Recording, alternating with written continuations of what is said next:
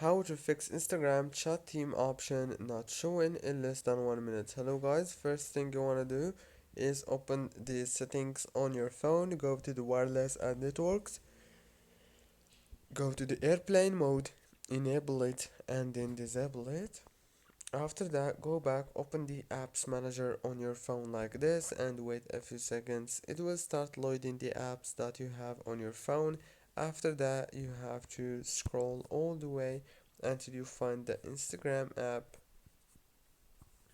and after you find it, you have to click on it like this and then click on the force stop option and go into the permissions.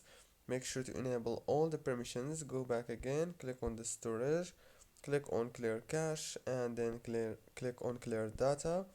And now you have to do one last thing, which is update your Instagram in the Play Store or the App Store if you have iPhone. Don't forget to like, subscribe. Thank you for watching.